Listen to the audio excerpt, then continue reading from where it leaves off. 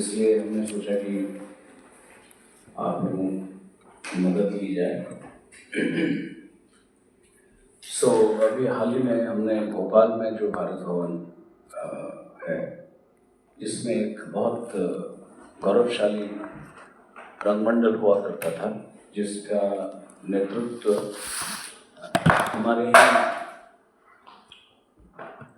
पूर्व निदेशक स्वर्गीय पी.वी. कारंत जी करते थे और बहुत अच्छा नाटक वहाँ खेला गया था। और कई सालों से वो रंगमंडल सक्रिय नहीं है। तो उस रंगमंडल, क्योंकि भारत में रंगकर्म को और बढ़ावा देने के लिए प्रोफेशनल रेपेट्री की ज़रूरत है, जिसमें थोड़ा सैलरी मिले आर्टिस्ट को, थोड़ा नाटक करने के लिए भी कुछ बजट हो प्रोडक्शन माउंट करने के लिए, तो नाटक थोड़ा अच्छा हो जाता है और लोग सब कुछ छोड़ के नाटक पे कंसंट्रेट भी करते हैं। जिसके तहत एनएसडी में 60 साल पहले, ऐसा कहें तो 61 साल पहले एक रंगमंडल बनाया गया था, मात्र 4 अभिनेताओं को लेकर, जिसमें वंशीपुरी जी थे, मीना विलियम्स जी थी, सुधा शर्मा जी जो बाद में सुधा श्रीपुरी बनी, और राममूर्ति जी थे। तो यही मकसद था अलखैज साहब का कि एक पेशेदार रंगमंडल बने।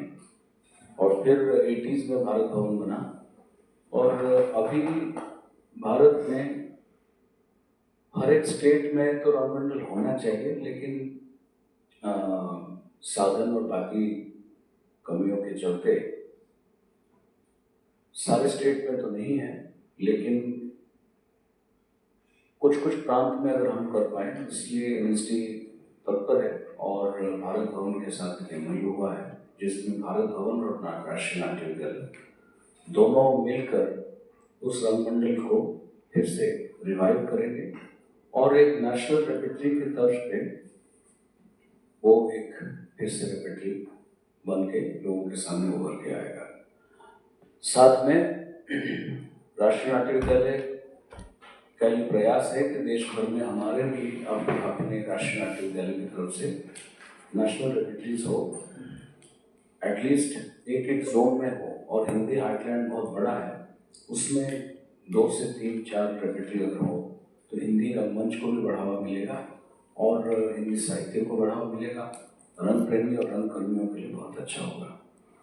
तो उसके तहत ये एक शुभारंभ है भारत भवन के साथ ये रेपेट्री शुरू होगी, जिसका एमओयू भारत भवन मध्य प्रदेश सरकार और राष्ट्रीय नाट्य विद्यालय भारत सरकार, इन दोनों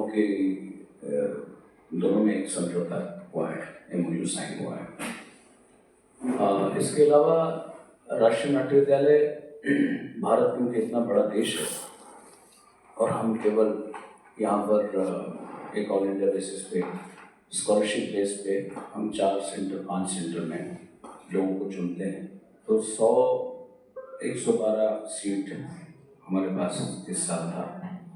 तो इसको और थोड़ा सा हम बढ़ावा देने की कोशिश में हैं, और जहाँ पर राजाश्रय नहीं है, जहाँ पर सरकार की तरफ से उस तरह की सहायता नहीं होगी, वहाँ पर शुल्क के साथ, फी के साथ हम पढ़ाएंगे, और जहाँ पर सरकार की सहायता मिलेगी वहाँ पर हम लोग एक मिनिमम उसके साथ, फी के साथ पढ़ाएंगे।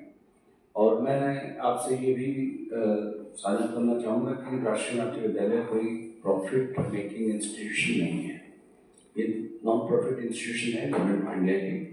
तो इसलिए समय समय पर कुछ कोर्सेस ऐसे भी आएंगे जिसमें हम उस कोर्स को नो प्रॉफिट नो लॉस के चलते उसको देखना चाहिए, और उसमें कुछ फीस के आकार में बच्चों को कुछ पैसा देना पड़ेगा। लेकिन फिर से मैं क्लियर कर रहा हूँ आप सबके सामने, हमारा जो कोर्स यहाँ चल रहा है दिल्ली में, जो कोर्स सिक्किम में चल रहा है, जो कोर्स त्रिपुरा में चल रहा है, जो बैंगलोर में चल रहा है, जो बनारस में चल रहा है, उस कोर्स में जैसे स्कॉलरशिप है जो तो बरकरार है, वो वैसे ही चल रहा है, वैसे ही चल रहा है, चलेगा। लेकिन बॉम्बे में हमने हाल ही में एक साल भर का कोर्स शुरू किया है, certificate course, intense active course. So उसमें हमने 12th रखा है, उसका basic education. Upper age limit नहीं रखा है, क्योंकि यहाँ पर जिस इंटेंसिटी के साथ हम करते हैं और बाकी चीज़ें करते हैं, उसमें अपर एज लिमिट यहाँ पर है, वहाँ पर नहीं है। सो somebody who is in his 50s और 60s में तो हम अलग से पिछले साल शुरू किया था सीनियर सिटीजन्स के लिए, लेकिन 50s में है, 40s में है, वो लोग भी उसका लाभ उठा पाएंगे। तो बॉम्बे कोर्स उस तरह से चल रहा है। और साथ में अभी राष्ट्रीय नाट्य विद्यालय बहुत सारी डिफरेंट जोन में जाकर रंगकर्म के लिए तत्पर हुआ है। जैसे डीडीए के साथ मिलकर दिल्ली के जो बड़े बड़े पार्क्स हैं, पार्क्स में बहुत सारे लोगों की भागीदारी होती है, तो आसपास के बच्चे वहाँ खेलने भी आते हैं।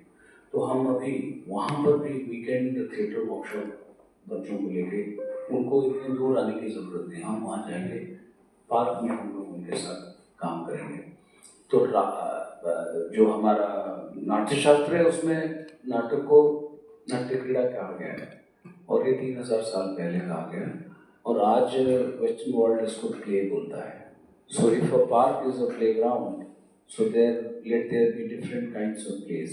It shouldn't only be cricket or football, it can be नाटक as well.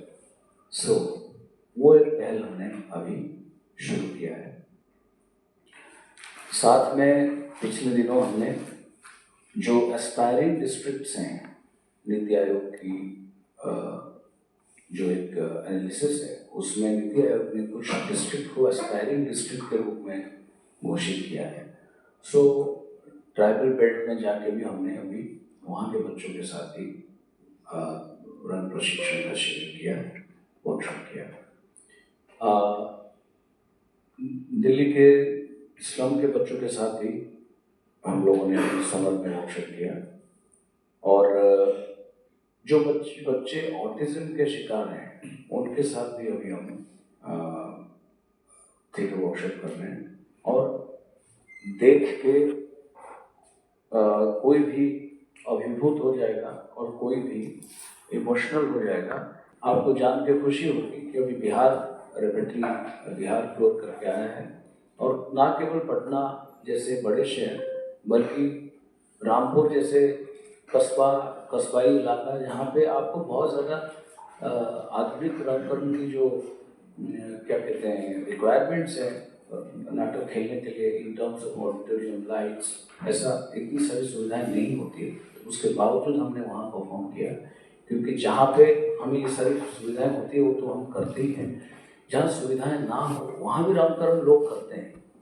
और उनसे जुड़ने के लिए, यानी कि भारत के हर प्रांत के रंगकर्मियों से जुड़ने के लिए अभी हमने ये तय किया है कि हम छोटे शहर कस्बे में भी, गांव में भी अपने नाटक को खेलेंगे, और निःशुल्क वहाँ पर जो रंगकर्मी हैं उनको जो भी हमें आता है या नहीं आता है, वो एक क्रिएटिव एक्सचेंज भी करेंगे और एक वर्कशॉप भी करेंगे निःशुल्क, ताकि एक संबंध केवल प्रशिक्षित रंगकर्म में जो प्रशिक्षित लोग हैं खाली उन्हीं के बीच में ना बने, बल्कि जो रंगकर्म कर रहे हैं स्वतः उनसे भी एक ब्रिज बने, उनसे भी एक नाता बने। इस तरह से राष्ट्रीय नाट्य विद्यालय में हम, और ये सारी चीज़ें जो है ये एकेडमिक्स, इनडायरेक्टली एकेडमिक्स है, क्योंकि कोई भी प्रशिक्षण है वो एकेडमिक एक्टिविटी है। सो राष्ट्रीय नाट्य विद्यालय क्योंकि मूलतः एक एकेडमिक इंस्टीट्यूशन के नाम से इस्टेब्लिश हुआ था, अभी भी है, और बहुत खूबी के साथ अपना जो रोल है वो राष्ट्रीय नाट्य विद्यालय पिछले 600 साल से करता है। तो उसके तहत ये सब एक्टिविटीज़ भी हम लोग कर रहे हैं। धन्यवाद।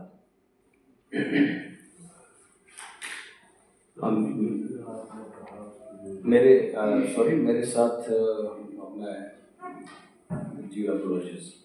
मेरे साथ राष्ट्रीय नाट्य विद्यालय के रजिस्ट्रार साहब मोहंती जी हैं, और हमारे रंगमंडल के चीफ राजेश सिंह जी हैं, हमारे डॉक्टर ई गजलक्ष्मी, जो मूलतः यहाँ पे चीफ लाइब्रेरियन है, बट हमारे बाकी सारे काम जो है वो बखूबी निभाते हैं, खास करके प्रेस और PR का भी निभाते हैं।